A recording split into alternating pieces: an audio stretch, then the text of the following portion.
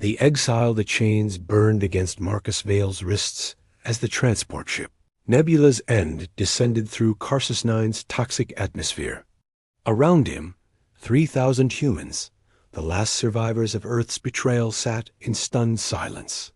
The air recyclers wheezed, struggling against the planet's caustic winds that seeped through every seal. "Look at them," sneered Vextar, the Zephyrian guard captain, his scaled hide glistening under the failing lights. The mighty humans reduced to cargo. Marcus met the alien's 4 eyes with unwavering defiance.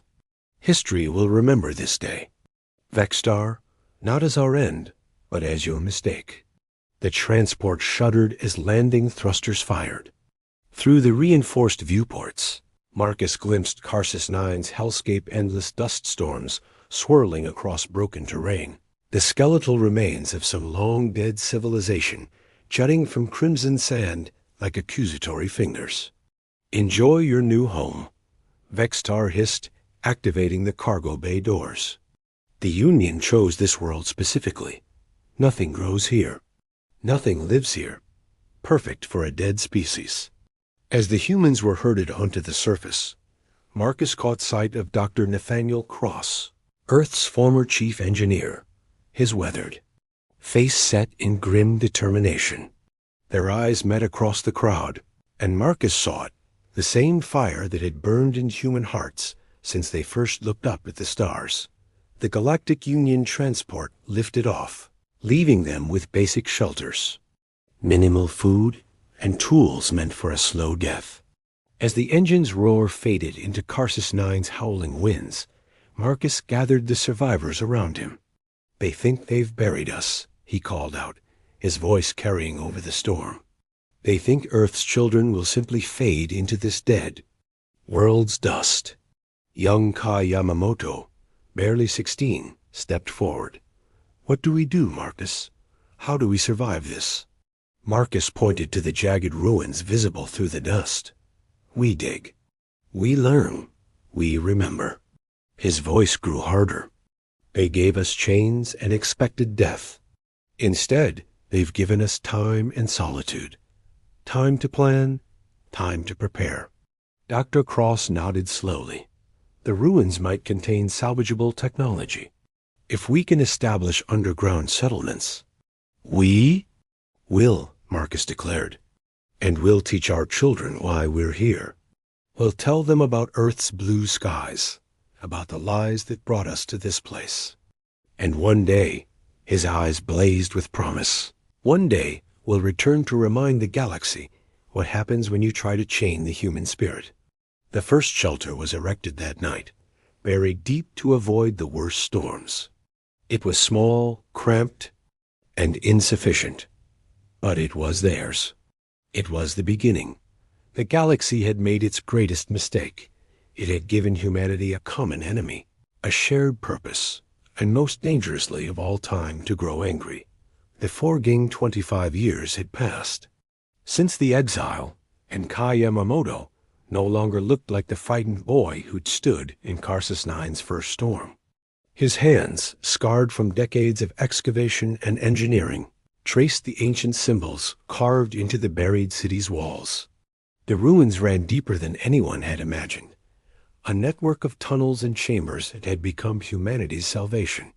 "The translation is complete," announced Professor Lydia Stone, her gray hair tied back as she hunched over salvaged data tablets. This was a Vorthek research facility.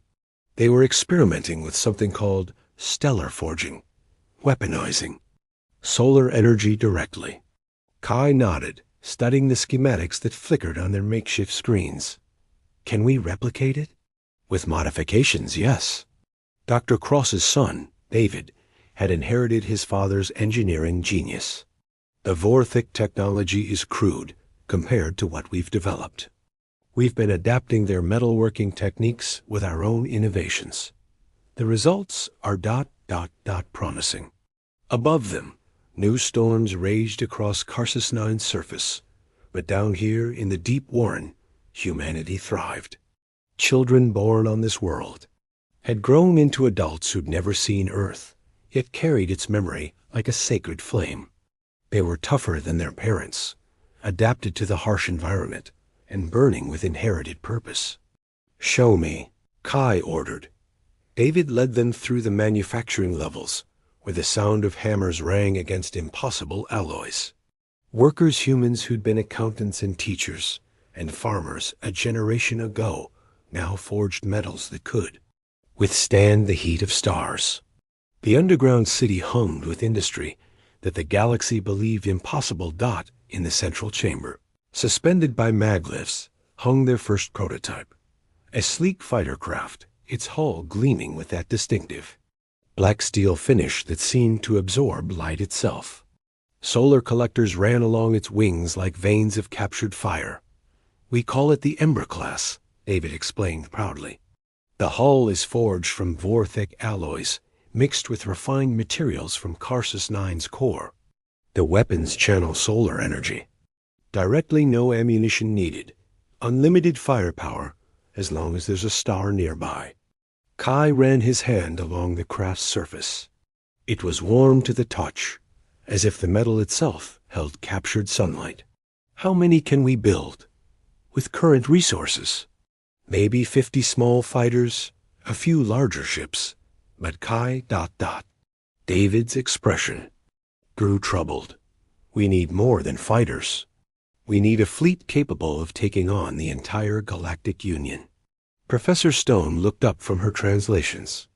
"Then it's fortunate the Vorthak left us their stellar forged designs. We won't just build ships, Kai. We'll build the infrastructure to forge an armada." That night, Kai stood in the memorial chamber where they'd carved the names of Earth's betrayers into black stone. Vextar, High Counselor Morjeth, Admiral Zixstar of the Union Fleet. Each name was a promise waiting to be kept. "We're no longer the humans they exiled," he whispered to the darkness.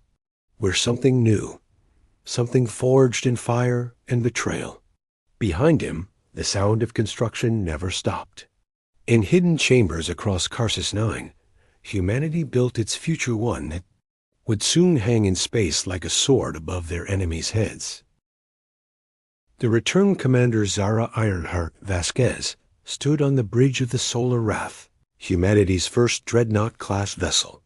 Through the reinforced viewports, the Kepler relay station hung in space like a glittering spider web of metal. Lights the galaxy's primary communication hub, supposedly impregnable. 57 years, she murmured, watching Union patrol ships drift lazily around the station's perimeter. 57 years they thought we were dead. Behind her, the bridge hummed with quiet efficiency. Her crew, third-generation survivors of Karsus 9, moved with the precision of those born for war. Lieutenant Commander Jackson, Ghost, Rivera, monitored sensor arrays that could detect a whisper across star systems. Chief Engineer Nora Blackthorne kept the stellar forge engines running at perfect harmony, channeling raw solar fury into their weapon systems. "All ships report ready, Commander," announced Tactical Officer Marcus Chon, grandson of the original Marcus Vale, carrying his ancestors' fire in his eyes. "The Ember-class fighters are in position. The heavy cruisers Revenge's Dawn and Karsus. Rising are holding at jump points Alpha and Beta." Zara nodded. Today, the galaxy would learn that humanity had not merely survived, they had evolved. Open a channel to all Union frequencies. The communications officer, Lieutenant Sophia Reyes, worked her console with practiced ease. "All frequencies open, Commander. They're about to get a message from the dead." Zara stepped forward, her black steel armor gleaming under the bridge lights. Behind her, displayed on the main screen, hung the largest fleet the galaxy had seen. In Century's 200 ships of impossible design, their hulls absorbing light like hungry shadows, their weapons glowing with captured starfire.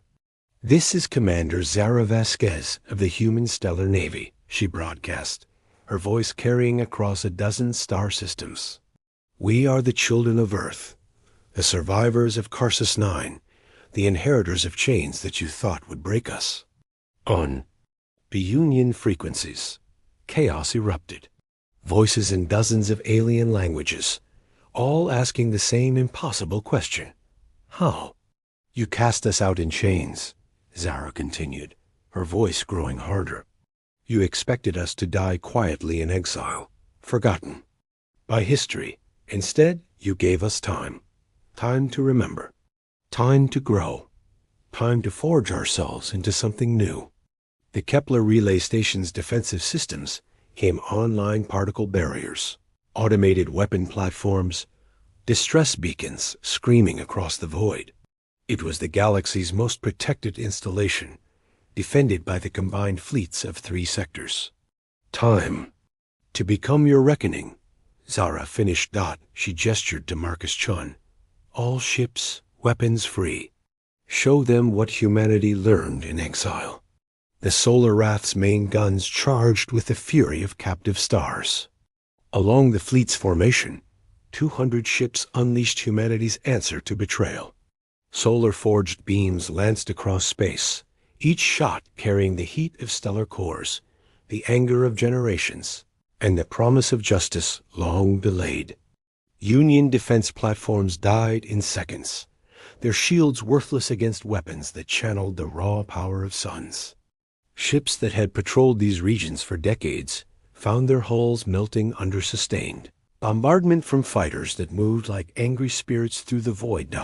As the Kepler relay station's communication arrays exploded in brilliant flowers of fire, Zara smiled grimly. The galaxy's nervous system was severed. No warnings could be sent. No reinforcements called. The hunt could begin. The reckoning high. Counselor Morjeeth's tentacles writhed in barely controlled panic as emergency reports flooded his private chambers. On Nexus Prime, through the crystalline windows of the Union's capital world, he could see the orbital defense platforms repositioning a futile gesture against what was coming. How many fleets have we lost? He demanded of Admiral Tisara, the Union's supreme military commander. The insectoid admiral's mandibles clicked nervously. 17 frontier colonies, 11 major installations. The humans appear to be following old trade routes, hitting every Union facility they encounter. Her compound eyes glittered with something that might have been respect. They've learned our tactics, our weaknesses. This isn't random revenge, it's surgical warfare. Morjeeth's massive bulk shifted in his chair. He remembered the day they'd voted to exile humanity. Such a simple decision then. Earth had been framed for the Alteron massacre, and the evidence had been ... convincing.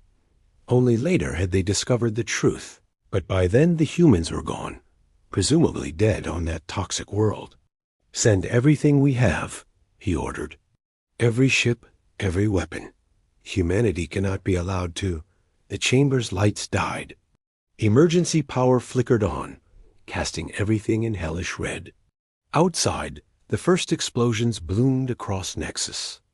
Prime's atmosphere as human ships materialized from hyperspace. Admiral Tisarai's communicator crackled. My lord, it's Vexstar. He's requesting immediate audience. The Zephyrian, who had overseen humanity's exile, entered the chamber, his scales now dulled with age and terror. They came for me first, he whispered. They found me on Kepler 7, living in retirement. A single ship, black as space itself. The commander ... She knew my name. She knew everything. What did they want? Morjeeth demanded. Justice. Vexstars. Voice cracked. They gave me a choice stand trial for crimes against humanity, or die like the coward I am. I chose trial. He looked up with haunted eyes. Do you know what I discovered? They've kept records. Every lie we told. Every document we forged. Every innocent human who died because of our deception.